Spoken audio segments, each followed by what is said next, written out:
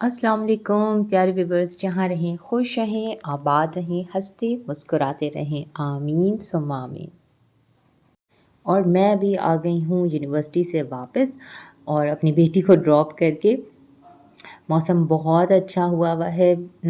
हल्की हल्की सी सर्दी है। रात तो फिर भी काफ़ी अच्छी ठंडक हो जाती है, लेकिन दिन का टाइम जो है वो हल्की सर्दी है घर के अंदर, बाहर नहीं। बाहर तो गर्मी ही लग रही है।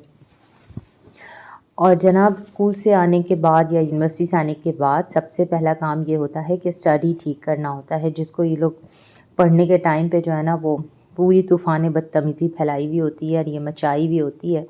तो सबसे पहले मेरा यही काम होता है कि मैं स्टडी ठीक करूँ। अच्छा, जब मैं स्टडी ठीक कर रही थी तो मैंने कहा चलें ये वाली जो शॉपिंग है ये भी शेयर नहीं की। एक्चुअली मैं जो वो कपड़ों को धोकर ही यूज़ करती हूँ। बस मुझे ऐसा लगता है कि कितने लोगों ने हाथ लगाया होगा, और ये लोग जब दिखाते हैं ना तो आधा कपड़ा ज़मीन पे टच हो रहा होता है, आधा ऊपर होता है। तो मैं एक वॉश ज़रूर कर लेती हूँ, हल्का सा सॉफ्ट डिटर्जेंट डाल के आप उसको एक दफ़ा वॉश कर लें। मैं तो करती हूँ, मुझे फिर पहनने में या पहनाने में तसल्ली होती है। ये शिफॉन जॉर्जेट पे मैक्सी थी और फुल लेंथ मैक्सी है।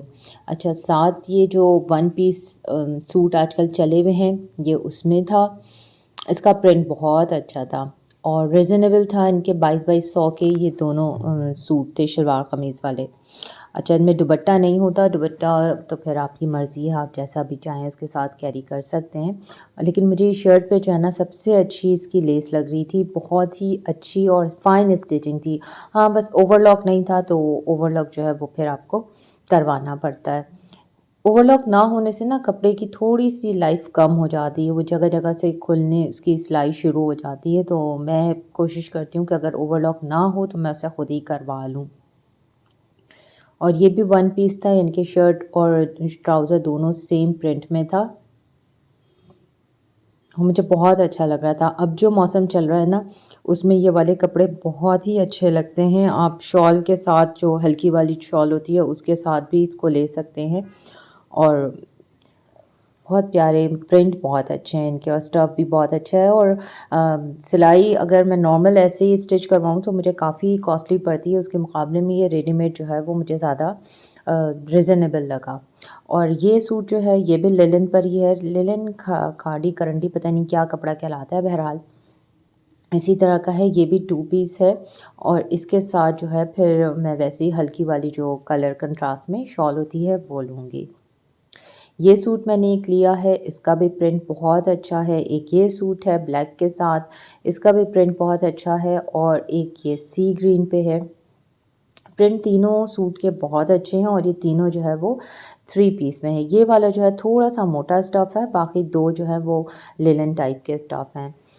और मैं इन कपड़ों को जो है ना स्टिच करवाने से पहले एक दफ़ा ज़रूर श्रिंक करती हूँ, ताकि फिर स्टिचिंग के बाद बिल्कुल एक्यूरेट साइज़ जो आपने दिया है वही आपका सिल कर आए।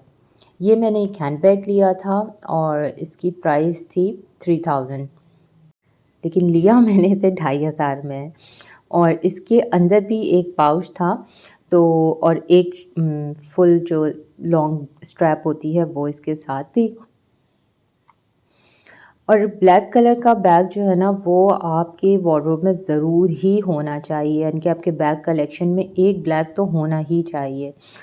क्योंकि जो है ना ब्लैक कलर ऐसा है कि वो सब कपड़ों के साथ चल जाता है।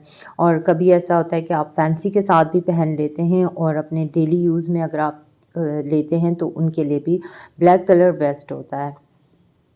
तो बस ये वाला बैग मुझे अच्छा लगा था, और तो ये वाला बैग मैंने एक लिया। वैसे मैं बैग मेट्रो से भी लेती हूँ, लेकिन मेट्रो में इस दफ़ा कलेक्शन अच्छी नहीं थी, तो ये तो मैंने स्टॉल पर से लिया था। और बस इन कपड़ों को मैं करूँगी अभी श्रिंक, क्योंकि श्रिंक किए बग़ैर सिलवाने का मतलब ये है कि आपको कुछ नहीं पता कि कपड़ा बाद में कितना ज़्यादा श्रिंक कर जाएगा, और जो साइज़ दिया है उससे अलग ही एक चीज़ सिल कर आएगी। अच्छा, ये वाला जो बैग है ना, शॉपर बैग, ये मैंने इसके अंदर से ही निकला था, तो मैंने इसी के अंदर अपने बैग को रैप करके रखा है। मैं बैग्स को हमेशा किसी न किसी दूसरे पेपर बैग में या इस तरह का जो बैग होता है उसमें करके ही रखती हूँ, बैग की लाइफ बढ़ जाती है। और जनाब, ये फिर मैं आ गई किचन में, और ये देखें ये क्या हुआ टिंडों के साथ मैं टिंडे लाई जब थी तो इनको मैंने उस वक्त काट के मुझे दिखाई नहीं दिया असल में सामान में, और मैं इसको फ्रीज़ करना भूल गई थी। और अभी जब मैंने इसको बनाने के लिए निकाला है तो 2-3 दिन से मेरा प्लान था कि मैं टिंडा बना लूँ, लेकिन वो आगे पीछे हो रहा था प्लान मेरा। और ये इसकी शक्ल बेचारी बाहर से इतनी ख़राब हो गई।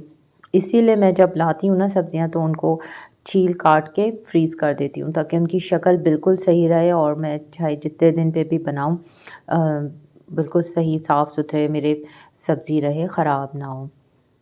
तो अंदर से तो बिल्कुल ठीक था, लेकिन ऊपर से इसके छिलके हो गए थे ख़राब। 1-2 दिन और नहीं पकता तो फिर ये अंदर से भी फ़ारिग हो जाना था।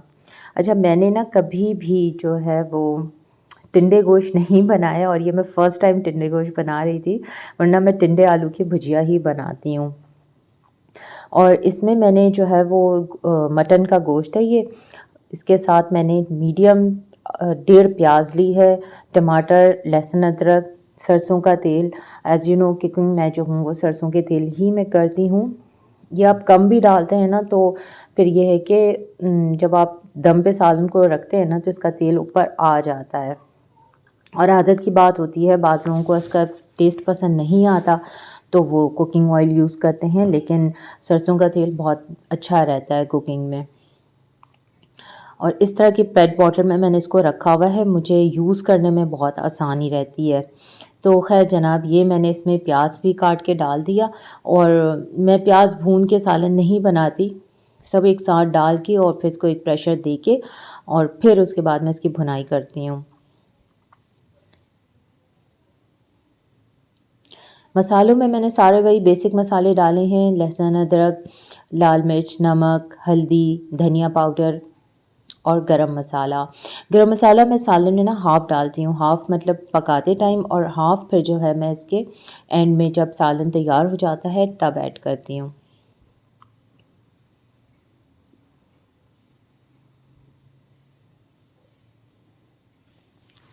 अब जो है मौसम थोड़ा-सा ठंडे की तरफ जा रहा है तो दाल चावल वाली जो डिशेज़ हैं ना, इनके दाल चावल ये थोड़ा मेरा कम हो जाता है बनाना।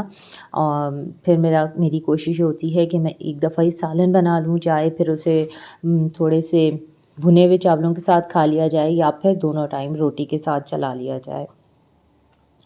तो मैं ये टिंडे गोश्त बना रही हूँ और अब जब इसमें थोड़ा-सा मैंने गर्म पानी ऐड किया है, क्योंकि गोश्त जो है वो मैं बाहर रख के जाना भूल गई थी, तो ये डिफ्रॉस्ट नहीं हुआ हुआ। इसलिए मैंने इसमें थोड़ा-सा गर्म पानी ऐड किया है ताकि जब ये प्रेशर पे जाए तो जल्दी से खुल जाए।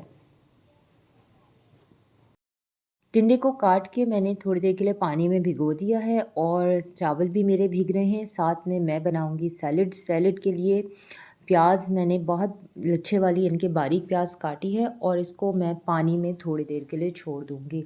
अच्छा, ताकि प्याज़ की तेज़ी निकल जाए और कच्ची प्याज़ खाने से जो बैड स्मेल आती है वो नहीं आएगी। तो ये भी एक टिप है सैलेड को अच्छा बनाने के लिए। अच्छा जी, प्याज़, गाजर और खीरा, साथ में हरी मिर्चें हैं और 1 लेमन मैंने इसमें स्क्वीज़ किया है और नमक, काली मिर्च ये सब चीज़ें मैं ऐड करके बस मेरा सैलेड रेडी है। होता ये है कि मैं जो हूँ ना वो सिर्फ़ खीरा ही खाना पसंद करती हूँ, लेकिन मेरे बाकी बच्चे जो हैं वो इसमें से अलग-अलग, कोई खीरा खाता है, कोई गाजर खाता है और कोई प्याज खाता है, तो फिर मैं एक जगह ही बना लेती हूँ और फिर जिसने जो खाना होता है वो ले लेता है। तो बस ये मेरा सैलेड रेडी हो गया, सालन मैं चढ़ा चुकी हूँ।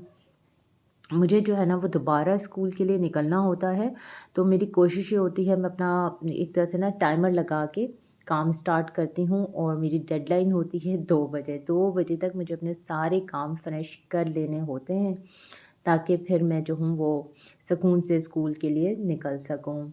और ये सालन को मैंने प्रेशर लगाया था ताकि वो डिफ्रॉस्ट भी हो जाए और मेरा जो प्याज़ वग़ैरह है वो सब गल जाए।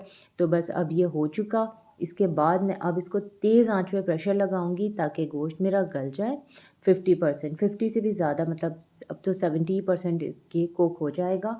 और बस साथ-साथ मैंने जो है वो अपनी क्लीनिंग स्टार्ट कर दी। मौसम ऐसा हो रहा है ना, भीगा-भीगा सा मौसम है कि घर के अंदर जो ऐसा अंधेरा सा महसूस होता है दिन के टाइम भी। और अच्छा 12-1 के टाइम पे ना यहाँ पर पानी का आजकल स्प्रे हो रहा है, तो वो टैंकर से जो है ना छिड़काव करते हैं पूरे रोड पर, ताकि मिट्टी बैठ जाए, क्योंकि एरिया में कंस्ट्रक्शन का काम हो रहा है और उसके से जो ये फॉग या स्मॉग है, थोड़ी-सी इसमें कमी आ जाती है। अच्छा, ये टाइम मेरा इतना फ़ास्ट एंड द फ्यूरियस चल रहा होता है कि दोनों काम या तीनों काम साइड बाय साइड हो रहे होते हैं। तो मैंने वैक्यूम जब तक कंप्लीट किया, मेरा सालन हो गया और टिंडा जो है वो मैं फ्राई करके इसमें थोड़ा-सा डालूँगी। लौकी तो मैंने कभी फ्राई करके नहीं डाली, वो तो मैं सिंपल ऐसे ही डालती थी, लेकिन आज ये टिंडे गोश्त मेरा फर्स्ट टाइम बना रही थी मैं और एक्सपेरिमेंटल था। तो जो है मैं इसको हल्का-सा फ्राई करूँगी और फिर गोश्त में इसको शामिल करूँगी। हमारे यहाँ कभी-कभी जो बुखार चढ़ता है कि बस मील प्लान होगा और पूरे वीक आज क्या बनेगा, ये हम एक ही दिन बैठ के डिसाइड कर लेंगे। लेकिन वो फिर मील प्लान ऐसा हो जाता है, लगता है किसी रेस्टोरेंट का कोई मेन्यू कार्ड आपके हाथ में आ गया है।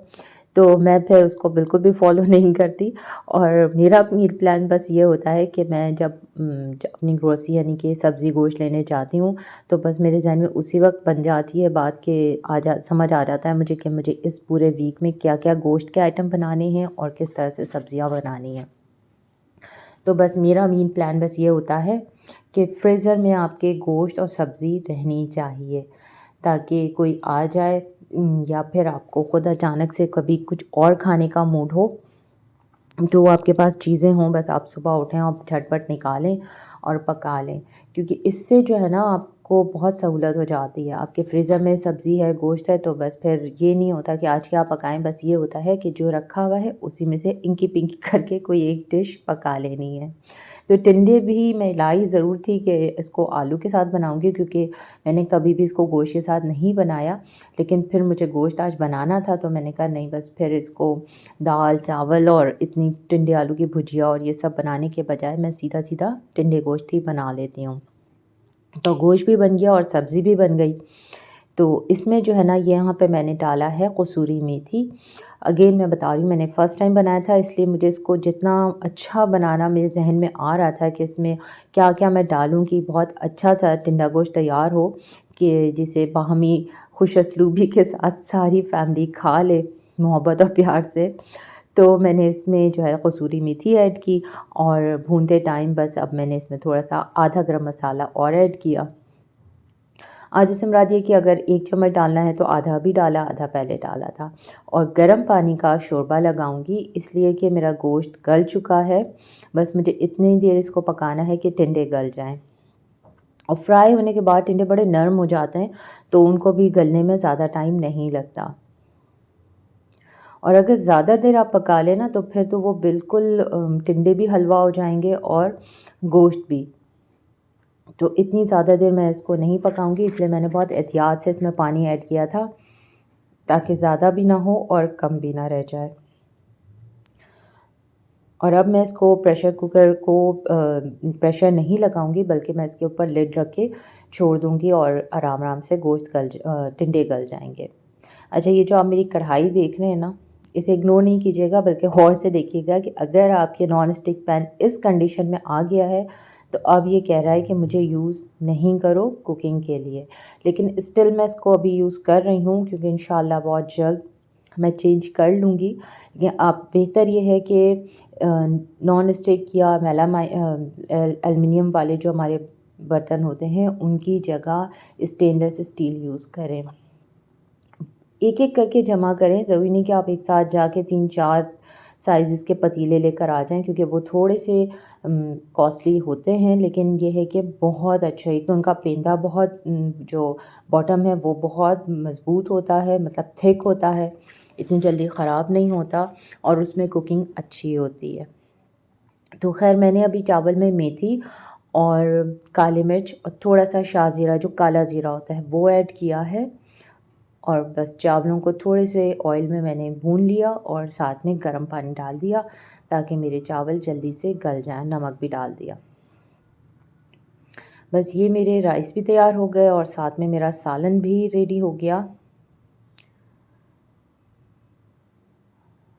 और मुझे अपना जो मतलूबा टाइम होता है उसके अंदर अपना सारा काम ख़त्म करना होता है।